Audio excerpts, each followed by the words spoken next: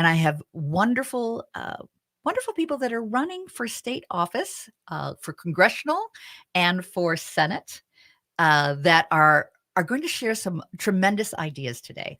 And the show is all about ideas that matter. And this is a country that was built on an idea that all people are created equal, and that we, the governed, get to choose who to govern us.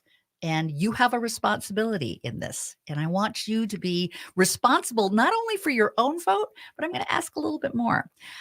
These folks running for their office may not be in your district, but my guess is that you do know someone in that district that you can tell them about. So, to introduce our terrific folks, and I also want to be able to share that this show was paid for by Congressional District 6 DFL, and a big thank you to Congressional District 6 DFL for sponsoring this show. So, the folks I want to introduce you to, I'm going to first introduce you to Dr. Dan Kessler. He is running for Senate, Minnesota Senate, District 48. Welcome, Dan. Thanks so much for having me on. Absolutely. And next we have Lucy Ream, and she is running for District 48B, and she's running for the Minnesota House. And yes. Welcome, Lucy. We're glad you're here. And I also have Betsy O'Berry. Betsy O'Berry is also running for the Minnesota House. She's running for the State Representative 31A. Thank you, Lori, and thanks to the wonderful AM 950 listeners. Oh, aren't you sweet? Yes, we've got a great supportive group that are good people, and I've never met anyone in our audience that I haven't just adored. They're good people. They're fun. They come up and they introduce themselves, and they care passionately about the Progressive voice of Minnesota. So what I'd like to do is I'd like to start with our friend Dan, and then I'm going to go around with Dan, Betsy, and Lucy. I'd love to hear some great stories about door knocking, a little bit about yourself. And I also want to end the segment, and I want you to be thinking about democracy. Democracy is so important, and it is in danger.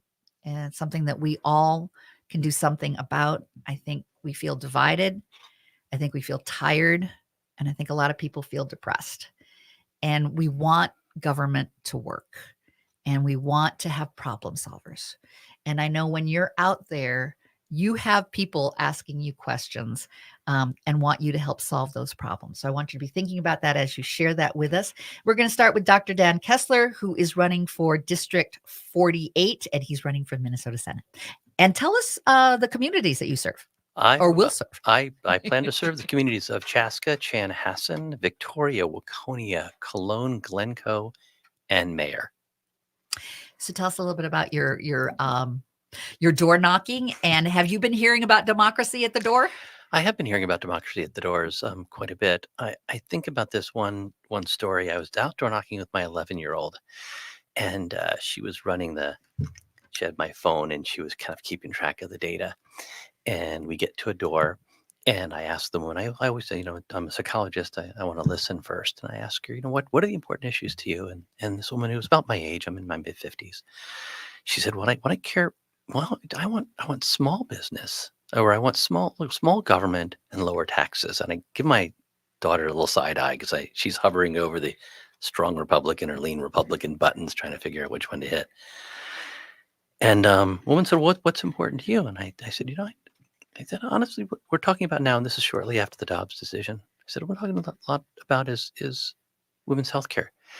And I said, I don't feel that as a husband or father, I have any right to tell my wife or daughters what to do with their bodies. And I feel like that any healthcare decisions they make should be theirs to make. And that woman paused, and she looked at me, and she was like, I have 2 daughters in their 20s. And she used this word. She said, I am terrified for their safety. I am terrified for what's happening. And she's like, and we talked a little longer, and she said, I'm going to vote for you. Yeah. And I'm thinking about voting Democratic this year down the line, because that one issue scares me so much. And my daughter ticked the little strong Dan button. Wonderful. Yeah. And it is something that a lot of women feel very strongly about, having the right to choose. Minnesota House Representative 48B. District 48B. Lucy Ream, tell us about the communities that you serve, and you share this district, right, with Dr. Dan? Yes, I do. So Dr. Dan and I are friends, and we share the same district. I will be serving, knock on wood, I'll be serving the district of Chanhassen and the most eastern part of Chaska, about 3/4 of Chaska. And I, like Dan, have been going to the doors a lot, getting a lot of great responses. I find it really interesting in my area. We've had Republicans running the show for so many years. And I've been going to the doors now, and I hear people say, I'm a Republican, but I voted for Hillary and I voted for Joe Biden. And this year I'm voting Democrat all the way down the ticket. I hear that so much. And they, or they're libertarian. They say, I like to split my vote. I like to go one way or the other. Have a nice balance. But this year I can't. I've studied the candidates and I'm voting all Democrat. But I think it's really interesting in my area because people do identify as libertarian or independent or Republican, but they're voting Democrat this year. Isn't that interesting? Because is part of it that they don't want a divided government and they want things to get done? Or what are you feeling that the reason that they're so passionate about the good ideas that the Democrats bring? Right. I think people want to vote for a candidate and issues. They don't want to vote for a party per se. I think they want to look at the candidate, look at the issues, and then decide based on what they've read, what they know about the candidate. But this time, I think, they're looking at the candidates and the issues, and they're realizing that, for democracy to stay intact, we need to vote Democrat all the way down the ticket. But I think these people will still retain that Republican identity, which I find fascinating, because they've been voting for Democrats since Hillary ran. It's an interesting district because I think people want to be seen as voting for the candidate, but they're voting Democrat this year.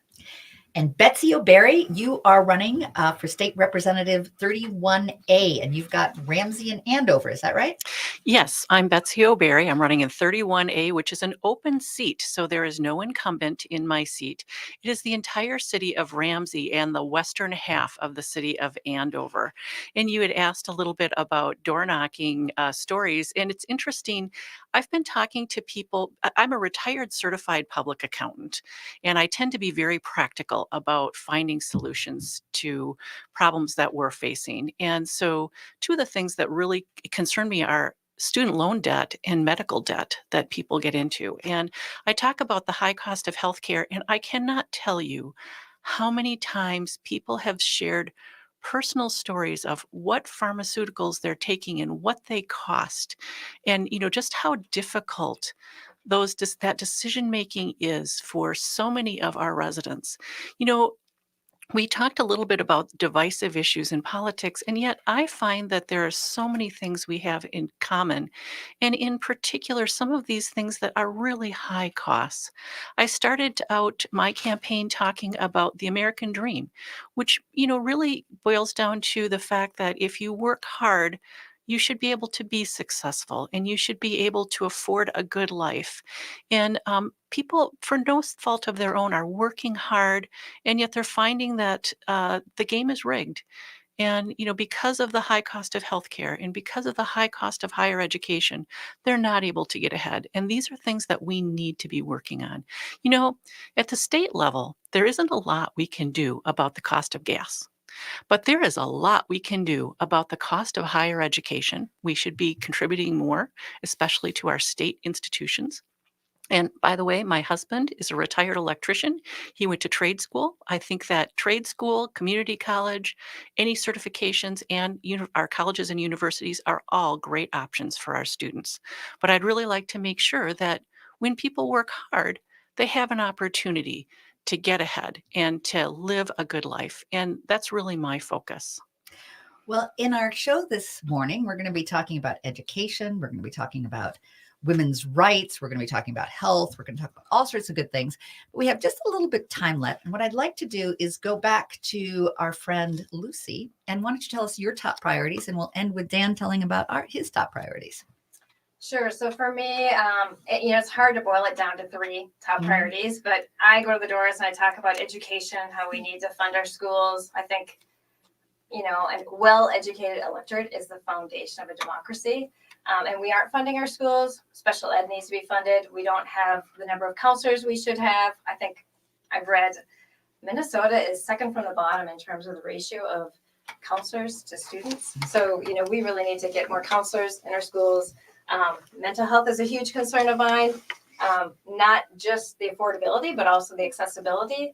And then I talk about climate and the environment. We have a lot of people who live on lakeshore property, and, they know how things have been changing, and, everyone wants to be in a state that protects its natural resources. So talk about that a bit, but I would say democracy has dwarfed all of these issues. When I go to the doors, people talk about, democracy being in peril, and abortion rights is one of those big issues too, that, is a health issue, but it's also a human rights issue. It's an economic issue. It ties into a lot. intersects with a lot. And of I'm looking things. forward to talking about that some more.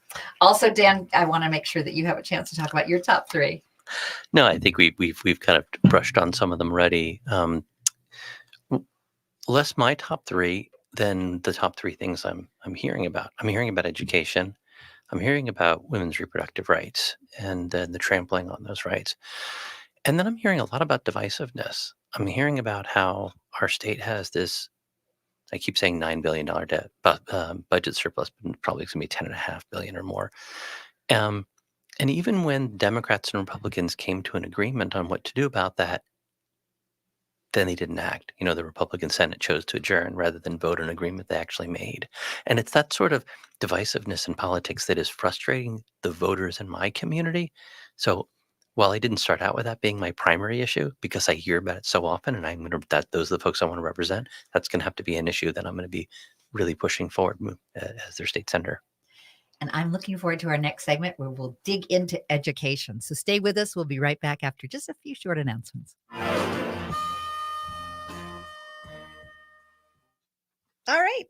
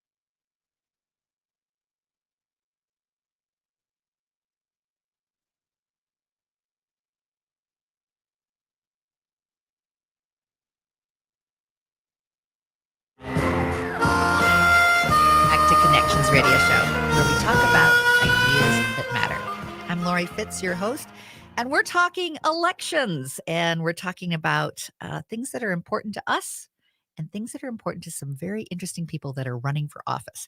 We're very excited to have some great people here. We also need to let the folks know that this show was paid for by the Congressional District 6 DFL, and we thank them for their support. We have a state representative and two congressional representatives that are running for office. I'm going to start with Betsy O'Barry. She is running for state representative, the Minnesota House, 31A. And you have Ramsey and Andover, right? Correct. This is Betsy O'Barry. I'm running for 31A, which is an open seat, the city of Ramsey. So that's in Anoka County, not Ramsey County, and half of the city of Andover. And we have Lucy Ream. She's also running for the Minnesota House, and she's in District 48B. Welcome. Yes, thank you. So I serve on the Chanhassen City Council in 48B, and it covers all of Chanhassen and a good portion of Chaska. And then we have Dr. Dan Kessler. You are in District 48, and you're running for Senate. I'm running for state senate, Chaska, Chanhassen, Cologne, Mayor, Victoria, Waconia. And you did say mayor. I heard that. What I'd love to have you do is each tell us your website, because if folks are getting excited and learning about all the good things that you have to say, they might want to look you up as well. So let's start with you, Dan. My website is Kessler for Senate, all spelled out, KesslerForSenate.com. But I also want to throw out, because my wife will want me to say this, our TikTok is Team Kessler 22. There you go. And Lucy. And my website's pretty easy. It's my name, Lucy Ream, LucyRehm.com. Terrific. And Betsy. And my website is betsyo.org, BETSY letter O.org. There you go. So I promised the audience that we were going to talk about education. And I know that each of you have this as being one of your top priorities, but y'all have a different take on it, which I think is really interesting, that is good for all of us to hear what your perspective is on education. So I'm going to start with you, Lucy. Tell me about what is important to you about education. Sure. So 48B is in Carver County. Carver County is one of the fastest growing districts in the state.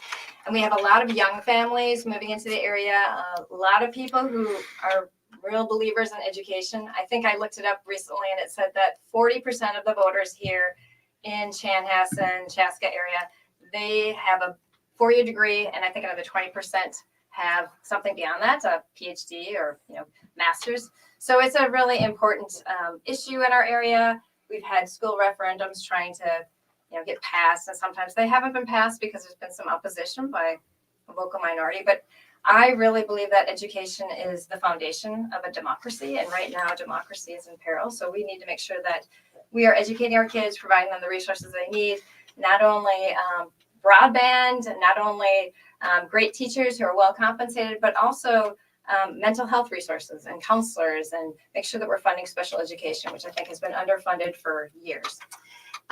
My stepdaughter has special needs and went through our special education program, and it's important. And supporting all of those folks that you mentioned makes a difference in building a strong community. When you have an educated community, you have a strong community. My next person that I want to ask is Betsy O'Barry. So, the Minnesota State Constitution has a clause that one of the duties of the state of Minnesota is to educate every student. And it doesn't just say educate every student, it is to educate them so that they can participate in the economy and our democracy. And so, when that was written into the Constitution back in the 1850s, that probably an 8th grade education was probably a great education. And now we pay for K through 12, so people get a high school education. My concern is, first, I do believe that we need well-resourced schools for K through 12. And I agree with Lucy that we definitely need to have a higher ratio of counselors to students. But my biggest concern is that high school education is not enough. That in order to participate in our economy and to be and our democracy and to really be somebody who can achieve the American dream, you need more than just a high school education. And I'm very concerned about the cost of higher education. As I said in the last segment, I believe that all of our institutions, from trade schools to community colleges, certificate programs, our colleges and universities, all of those are great options for students. But I think it's really unfair to say to our kids, you need this education. You need more than K through 12. And somehow uh, a high school degree is magical. We stop paying for stuff after that. We need to have the state participate more in funding higher education for our kids, because you cannot really achieve the American dream without something more than high school. And by the way, I'm not a free college person. I think as an accountant, I think I've noticed that people value what they pay for. And so I think that people should have a little bit of skin in the game. The problem is they shouldn't be spending their entire careers and paying off student loans until they retire. I think that we as a state need to fund more higher education for our state schools. You know, if you want to go to a private school, that's a little bit different. But if you're going to the University of Minnesota, you're going to one of our trade schools, the state should be helping out with that more. And Dr. Ken Kessler, Dan Kessler. Yeah, Dan Kessler, Senate District 48. I moved to Chaska about 20 years ago. I was living at the time in a small town in Southern Virginia that had a really low quality, underfunded public school system and a reasonably good and well funded private school. And I'm really a strong believer in public schools. And one of the things that concerns me greatly right now is an effort that I see on the part of many in the Republican Party to create a voucher system that would effectively defund our public schools. It takes my tax dollars and the tax dollars of folks in my district and takes that money away from our public school and brings it over to a private school. I lived in a community that had a poor funded public school and a well funded private school. That is not what I think our state should be about. And it since I moved here for our schools, and I know that many people moved to the area to Senate District 48 because of our high quality schools in Chaska, Chanhassen, Waconia. I really want to make sure that we continue to fund our public schools and not take that money away. Education is the key to developing a strong community from my point of view as well. So thank you for each sharing your dedication to building our schools, supporting our schools, making our schools affordable, making our schools have the counselors that they need and the support that they need, and making them fair for all. So appreciate your time in giving us your insights with education. And in our next segment, we'll be coming back and we'll be talking about women's rights and healthcare issues. So stay with us for an important and interesting and strong conversation on what our leaders could be bringing to the state and to the House in the coming elections.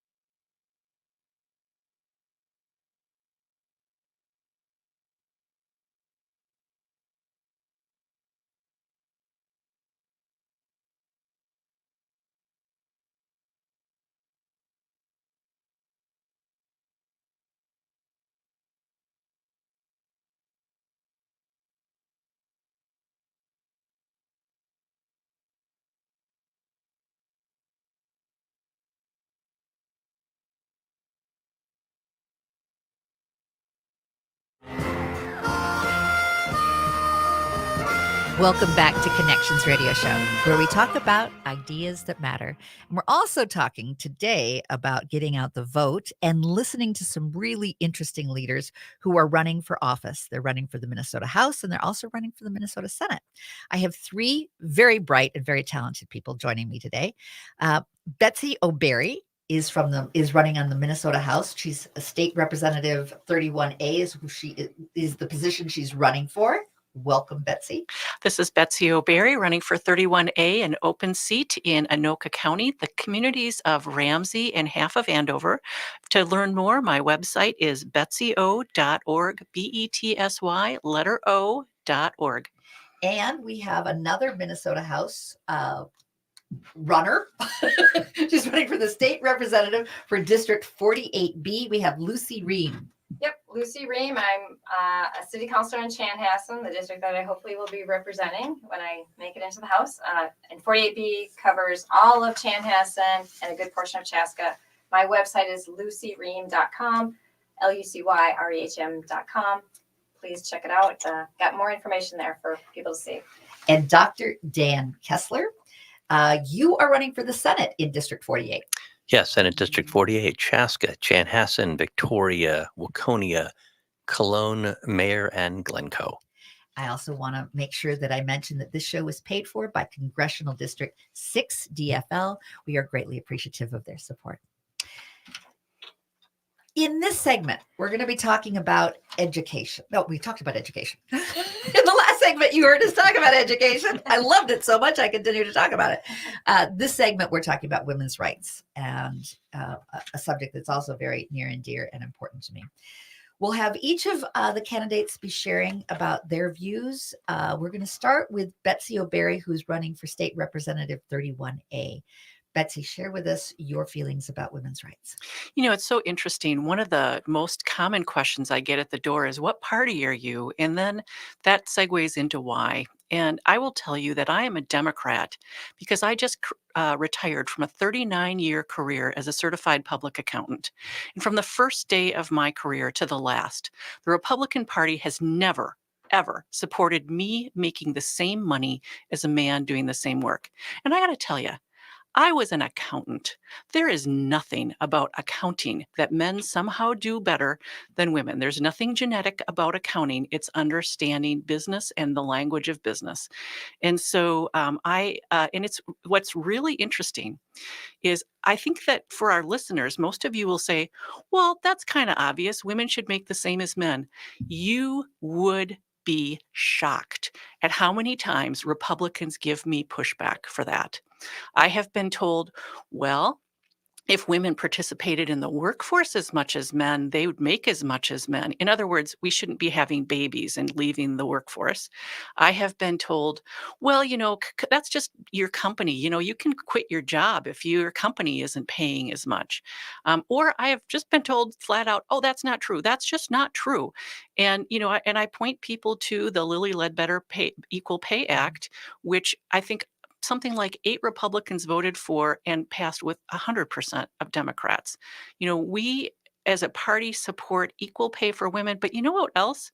We support fair pay for everyone. We value people and value people's work.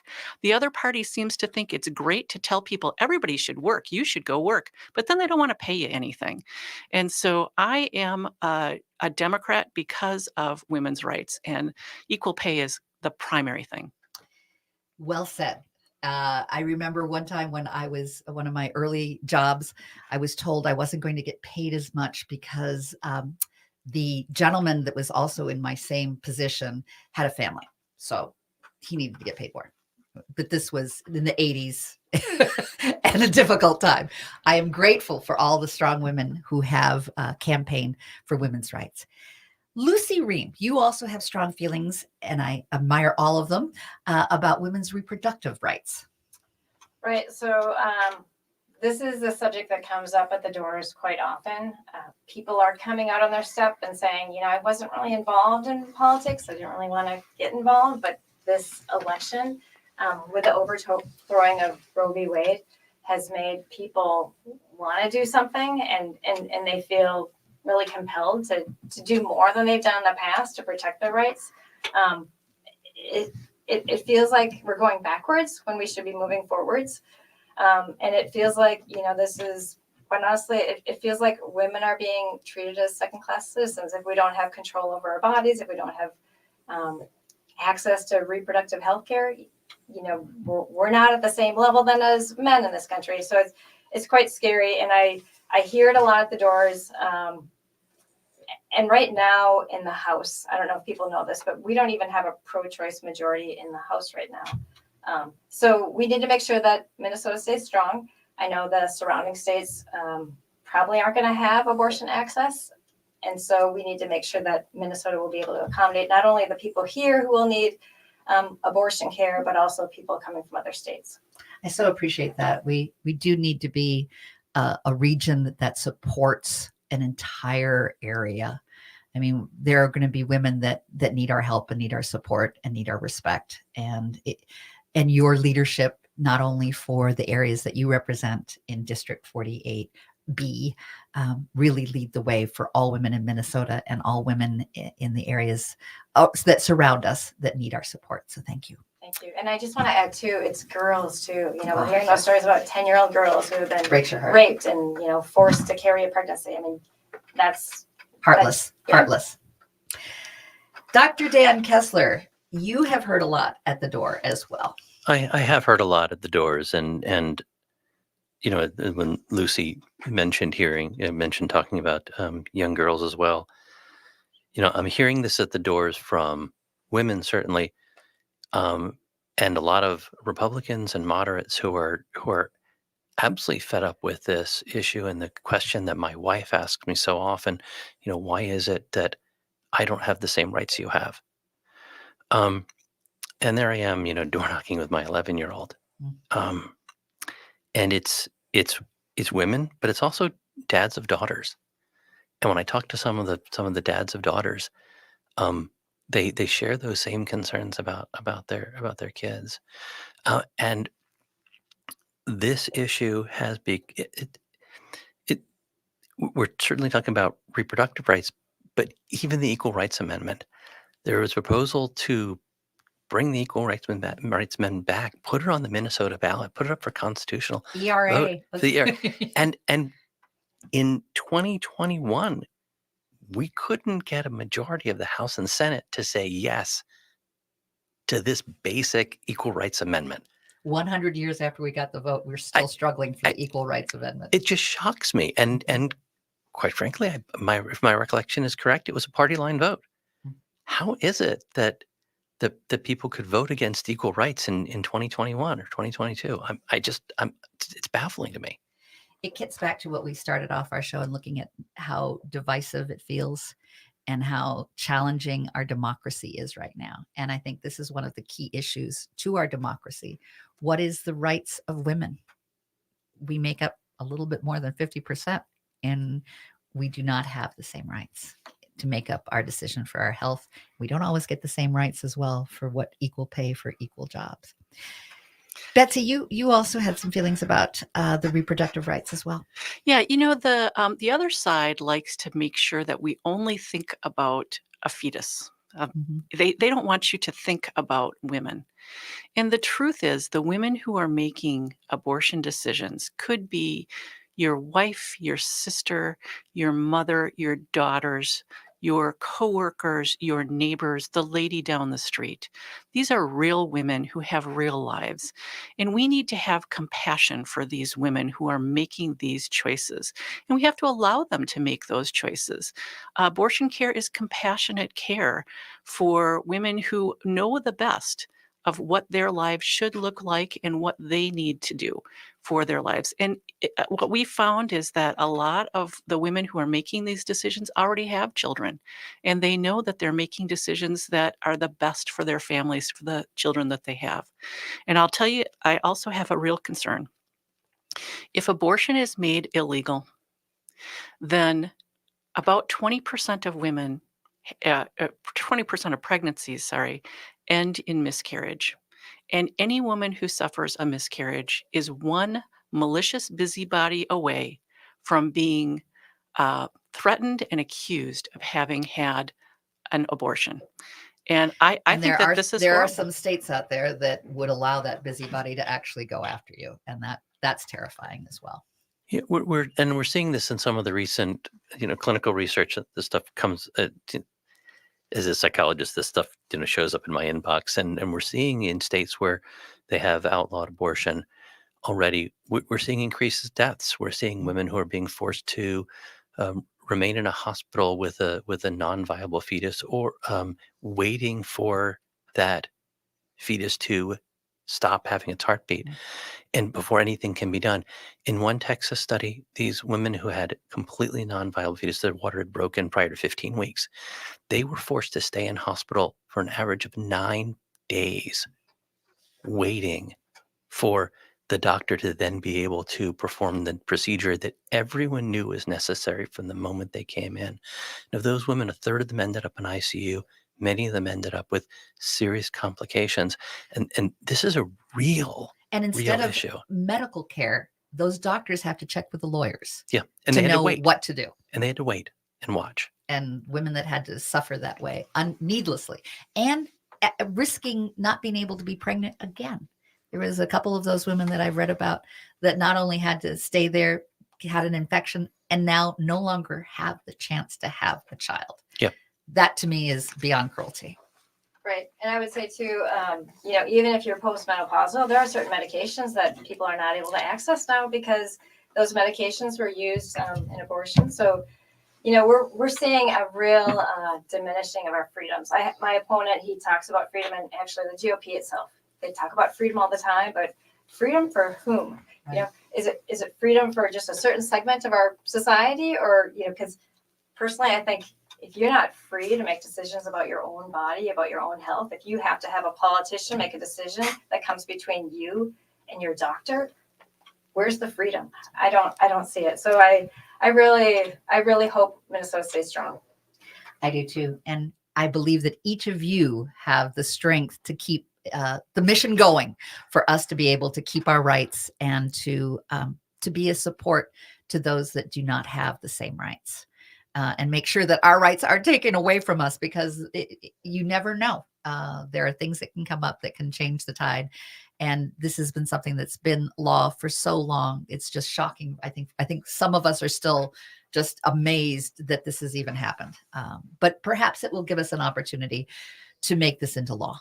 And go ahead. We talked about the importance of democracy, and this is an issue where it is so important that people get out and vote. They need to vote. We cannot let the other side win. We have to vote. You have to get your friends to vote. This issue is incredibly important. Midterms may seem like, oh, it's not a big deal. This one's a big deal. This one is huge. So this is just as important, or more so, than probably any other vote that you've done. We want to save our democracy, and we want to have, we want our country to come together and get things done with smart solutions. I think each one of these candidates brings smart solutions that can help create a strong Minnesota. We will be right back. It's been a fascinating and wonderful conversation, and we'll continue our conversation in just a moment. Stay with us.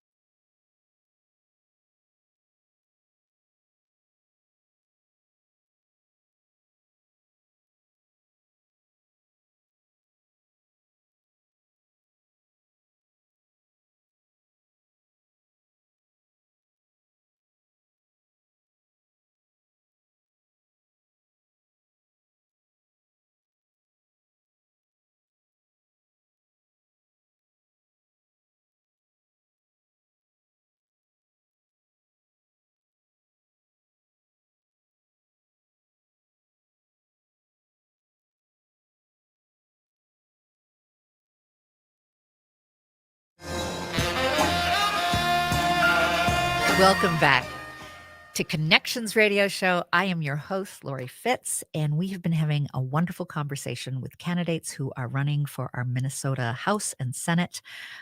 Good stuff, inspirational stuff. We're going to introduce everyone again and introduce the communities they serve. You may not live in these communities, but I'm guessing and I'm betting that you know someone in those communities and that you can share with them how important these voices are and how these voices could make a difference in both our House and Senate. So I'm going to start with Dr. Dan Kessler, who is running for Senate in District 48. Hi there, Dan Kessler, Senate District 48. My website is KesslerForSenate, all spelled out, .com. TikTok is Team Kessler 22. I look to represent Chaska, Chanhassen, Victoria, Cologne, Mayer, Waconia, and Glencoe. And Lucy Ream, who is running for the Minnesota House in District 48B. So you share that district with Dr. Dan. Yes, I do. I have half of that district. So 48B covers all of Chanhassen and about 3/4 of Chaska. If you want to join the Ream team, you can go to my website. It's at lucyream.com, LUCYREHM.com. Terrific. And Betsy O'Barry, you are running for state representative in District 31A. Yes, I'm Betsy O'Barry, running for the open seat in District 31A, which is the city of Ramsey in Anoka County and half of the city of Andover. To find out more about me, look at my website, betsyo.org, BETSY letter O.org. Thank you. And in this segment, we're going to talk about health. And so, Dr. Dan Kessler, I think it's appropriate for you to start us off in thinking about what's important for you on health issues in Minnesota. You bet. And Betsy mentioned this at the top of the time we're talking. It doesn't seem a week goes by that someone doesn't say to me in my office, I got a prescription from the doc down the hall. I'm working at a primary care clinic. Got a prescription from the doc down the hall. I got insurance, but the prescription's $300, so I can't figure out how to cover that. I'm going to have to cheat my meds or not fill the prescription. Or it's December and they tell me, I won't be coming in January because I've got a $5,000 deductible. And if healthcare isn't affordable, it's not available. And we have the ability to make healthcare affordable for everyone, and we should. And it is much more expensive when folks go to the emergency room. Oh, yeah. And if we can really work it out so that good health can be with both prevention and early detection, I believe that's the key. Lucy Ream, you share the district with Dr. Dan Kessler. Yes, I do. So Chanhassen, Chaska area. So in terms of healthcare, I think a lot about not only affordability, but accessibility. It's one thing to be able to afford treatment, but if you can't find a therapist, if you look around, sometimes therapists are booked out for months. So if you have a child or a family member in crisis and you can't access a psychiatric bed or a therapist, it's just not accessible. Same would go, I have to say, about abortion care. The wealthier amongst us will be able to find resources, but it's the people who don't have the resources, who don't have the money. The intersectionality of all these issues is so important. So I hope everyone stays in the fight. I'm hoping Minnesota will stay strong, but we need to make sure that healthcare is affordable and accessible. Absolutely. And Betsy, tell us what you think. I am a retired tax accountant. And so I start off from the fact that I'm not an expert in this area. However, I think that our healthcare system is broken, and particularly in the way that we pay for it. And I'm very concerned. I've started off by talking about people telling me what drugs they're taking. And Dr. Kelly Moeller has introduced legislation for a pharmaceutical accountability board. And I think that we need to have that. We know that there is a lot of price gouging in the area of pharmaceuticals. I have a lot of people who talk about being Republicans and they want the free market. Well, in pharmaceuticals, we don't have a free market. So we don't have price competition. We give people a patent. And I think that when we give that patent to our corporations that are selling these pharmaceuticals, that there's some responsibility that comes with that. And part of that responsibility is you can't sell that drug for 7,000 times what it costs to make it. And so I support Dr. Moeller's legislation. And I think that we really need to look at the costs of healthcare. And what's been fun is as I've door knocked, every time I find a nurse, somebody who works in the insurance industry, somebody who's a physician, somebody who's a dentist, we talk about what do you think the answers are? Because I don't think that the answer to healthcare is one thing. I think there are a lot of things, and we need to keep learning that. And by the way, I'm just going to end up by saying dental care is healthcare, and there is no reason why that shouldn't be covered the same way our healthcare is. And for our closing comments, I want each of you to share what's most important that you want to have your voters hear as we close out this hour. Most important to me right now is that everyone gets out and votes.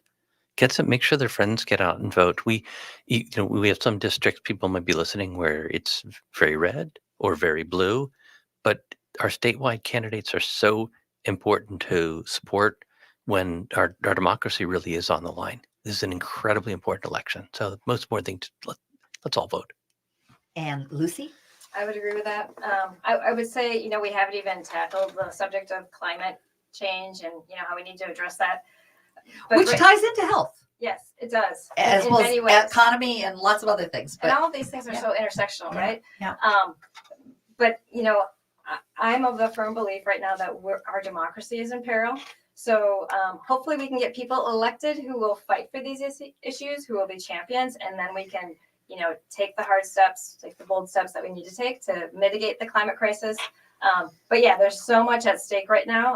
I highly encourage not only you to vote, but get your friends to vote. Voting is the minimum. That's what I keep saying. Mhm. Voting is the minimum. Please come out and door knock. Please donate to your candidates. We need people engaged. We need people out in the streets, really. But if you're not on the streets, then get out to the doors because we need people to door knock. your voice is your vote, Yes. and make your absolutely. voice be heard.